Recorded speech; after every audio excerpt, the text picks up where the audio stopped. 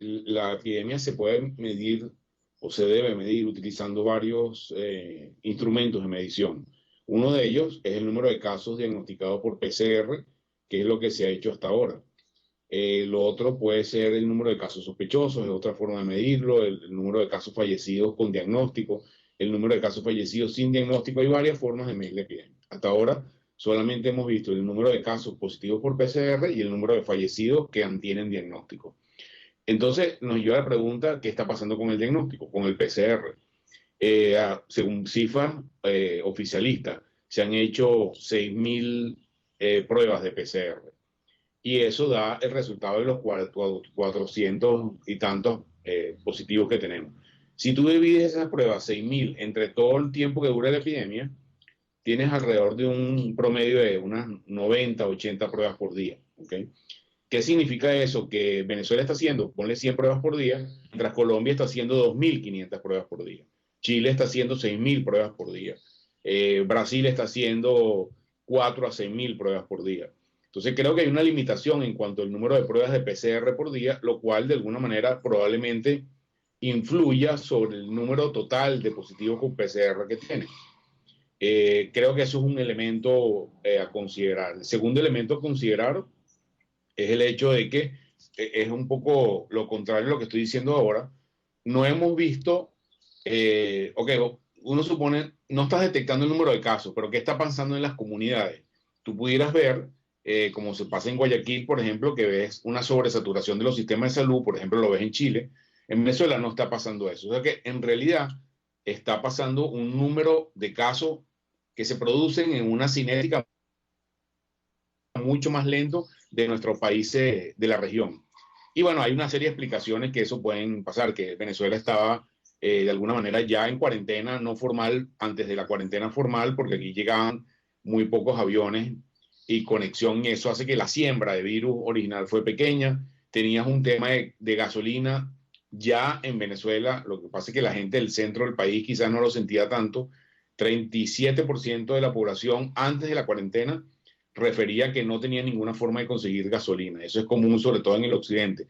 Entonces, si no tienes gasolina y ya tienes una cuarentena previa, probablemente la movilidad que implica la interacción persona a persona es menor de lo habitual. Y la instauración de una cuarentena temprana a un país enlentecido puede hacer que la epidemia sea lenta. Y nosotros cuando miras, inclusive en la página de Johns Hopkins, que todo el mundo la chequea, y tú ves la cinética, que es la velocidad de crecimiento de la epidemia, y comparas qué países tienen una velocidad de cinética similar a la nuestra, que tienen más o menos la misma población, vas a encontrar que fundamentalmente son países africanos.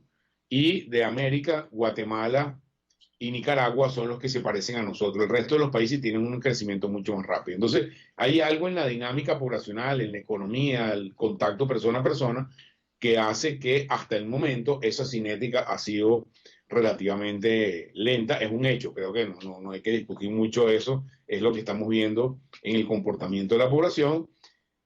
Hasta ahora, estaba revisando los datos anoche, ningún país se ha mantenido en cinética lenta todo el tiempo, ¿ok? ¿Cuánto tiempo puede durar eso? Porque, a ver, estamos viendo que según la encuesta COVID-19, 90%, 89.1% de la población no tiene ingresos, ahorros para soportar la cuarentena, 30 días más, por ejemplo. Y vemos, por ejemplo, en casos como Katia, Petare, una cantidad importante de gente en la calle para buscar el sustento diario, para trabajar o para comprar los alimentos. ¿Cuánto tiempo se puede mantener este ritmo lento de contagios en Venezuela? Y ahí me voy al estudio, o mejor dicho, al modelo que hizo la Academia de Ciencias Físicas, Matemáticas y Naturales, que habla de que el pico en Venezuela podría llegar entre junio y septiembre, doctor. Sí, fíjate, la dinámica de la epidemia, y creo que es algo que hay que decir responsablemente a la población, el virus va a estar con nosotros seguro todo el año 2020, seguro, ¿ok? Quienes piensan que dentro de un mes se acaba el virus, no es así. Y muy probablemente el primer semestre del año que viene, ¿ok? ¿Por qué? Porque la forma en que la epidemia se acabe, y ya eso es bastante claro, es que el 70% de la población tenga anticuerpos, o sea, quiere decir o que se infecte, tenga síntomas o no tenga síntomas, o que aparezca la vacuna. Y la vacuna no va a aparecer antes de un año. No hay forma. Es imposible que tengamos una vacuna antes de un año. Entonces, el virus va a estar en nuestra dinámica social sin ninguna duda. La pregunta es a qué tasa vamos a tener ese virus. Vamos a tener una fase exponencial como la que tuvo Nueva York o como la que tuvo Madrid, por ejemplo, lo que tuvo Milán, o vamos a estar en esta condición de un crecimiento lento, progresivo, todo lo que queda del tiempo. Bueno, creo que nadie es capaz de saberlo. El modelo de la Academia Física hace una propuesta, ¿okay?, basada en unas premisas. El modelo simplemente es un modelo. El modelo lo que hace es simular la realidad y establecer unos criterios. La gente que trabaja en eso es gente muy responsable, gente muy preparada, gente que ha trabajado en esto, en otros campos de modelaje del mundo biológico y saben mucho lo que están haciendo. Yo creo que ellos tienen que comentar en relación a su modelo, porque yo no estoy incorporado a ese equipo, porque es un equipo paralelo, pero de alguna manera creo que el metamensaje final, más allá de si el pico es entre un mes, 2 meses, 3 meses, es que aquí va a haber coronavirus mucho tiempo. Y en ese escenario es que tiene que plantearse la sociedad un poco cómo lo vamos a afrontar, ¿okay? La pregunta que tiene que hacerse es ¿cuál es la relación entre un grado de flexibilización de la economía y de la vida de la gente que permita que tengas un número de casos que tu sistema de salud pueda manejarlo? Y eso es una respuesta que tiene, o esa es una pregunta que tiene diferentes respuestas, dependiendo si estás hablando en Alemania, en España, en Madrid, o en Barcelona, o en Panamá, o en Venezuela.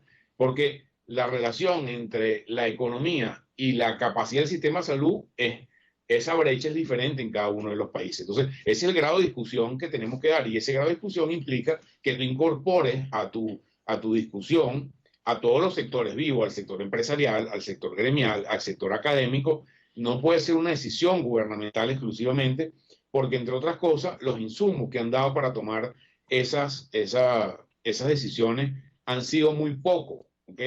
Entonces, en general, tú tienes que tratar de tener coherencia. Si tú dices que la epidemia está bajo control, no tiene sentido seguir manteniendo la cuarentena o hacerla más estricta. Ahora, si piensas que la epidemia no está controlada, muy probablemente tenga sentido mantener la cuarentena para tratar de, si tu objetivo es controlar la epidemia. Pero el objetivo en las sociedades, el único objetivo no es controlar la epidemia. Es muy, muy importante.